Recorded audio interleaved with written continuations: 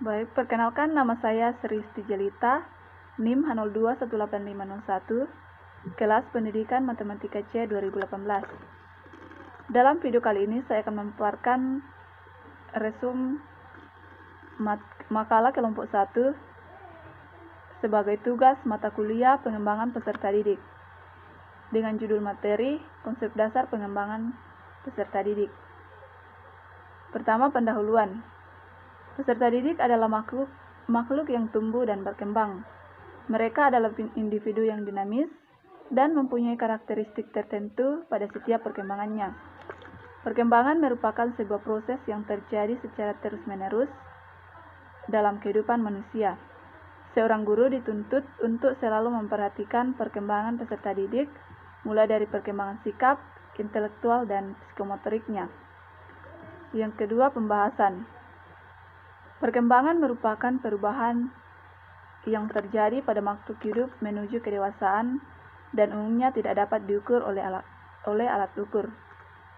Ada beberapa tahap-tahap perkembangan manusia menurut psikolog, yaitu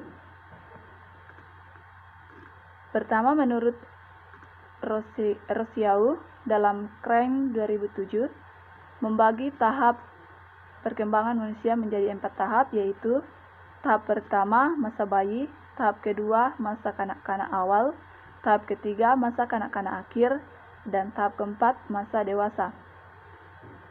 Yang kemudian menurut Herlock dalam Mas Ganti 2012 menyatakan membagi tahap perkembangan menjadi 10 tahap, yaitu tahap pertama, periode prenatal, tahap kedua, masa bayi baru lahir, tahap ketiga, masa bayi, tahap keempat, masa anak-anak awal, tahap kelima, masa anak-anak akhir, tahap ketujuh, masa puber, tahap kedelapan, masa remaja, tahap kesembilan, masa dewasa dini, tahap kesembilan, masa dewasa madya, tahap ke-10, masa usia lanjut.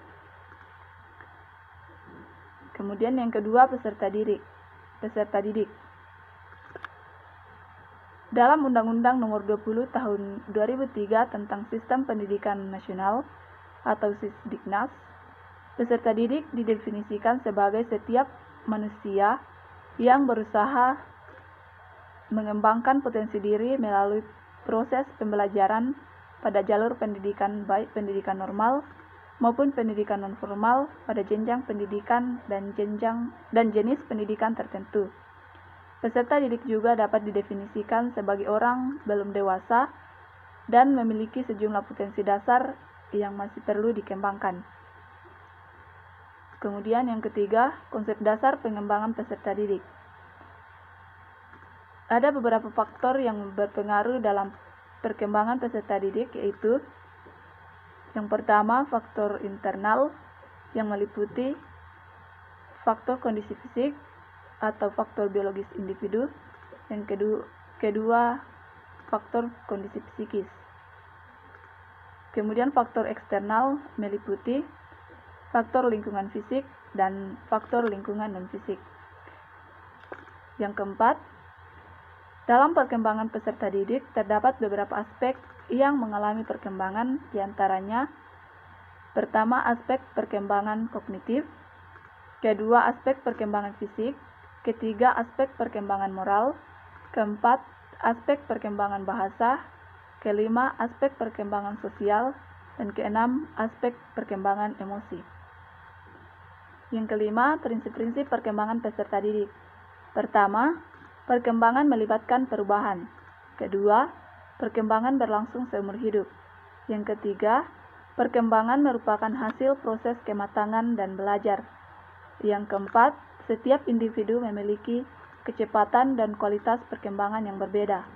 Yang kelima, pola perkembangan memiliki karakteristik tertentu. Yang keenam, proses perkembangan berlangsung dari kemampuan bersifat umum menuju ke bersifat khusus. Yang ketujuh, terdapat perbedaan individu dalam perkembangan. Yang kedelapan, setiap perkembangan memiliki resiko. Kemudian yang keenam, tujuan mempelajari perkembangan peserta didik. Pertama, agar mempunyai ekspektasi yang nyata tentang peserta didik.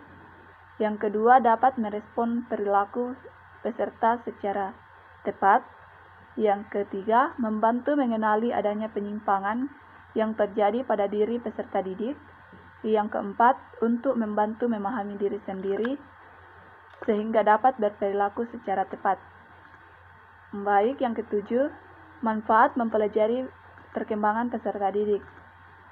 Yang pertama, bagi pendidik, yaitu memberikan gambaran tentang perkembangan manusia sepanjang rentang kehidupan beserta faktor-faktor yang mempengaruhinya, dan memberi gambaran tentang bagaimana proses pembelajaran yang tepat sesuai dengan tahapan perkembangan peserta didik.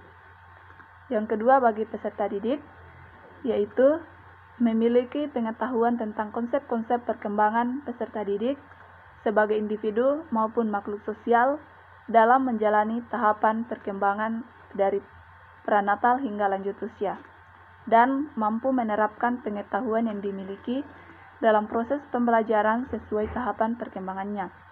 Baik, kesimpulannya, perkembangan peserta didik merupakan bagian dari pengkajian dan penerapan psikologi perkembangan yang secara khusus mempelajari aspek-aspek perkembangan individu yang berada pada tahap usia sekolah dan sekolah menengah. Dalam perkembangan peserta didik, terdapat beberapa aspek yang mengalami perkembangan, diantaranya yaitu aspek perkembangan kognitif, perkembangan fisik, perkembangan moral, perkembangan bahasa, perkembangan sosial, dan perkembangan emosi. Baik, terima kasih. Itulah resum makalah kelompok 1 yang berjudul Konsep Dasar Pengembangan Peserta Didik. Sekian.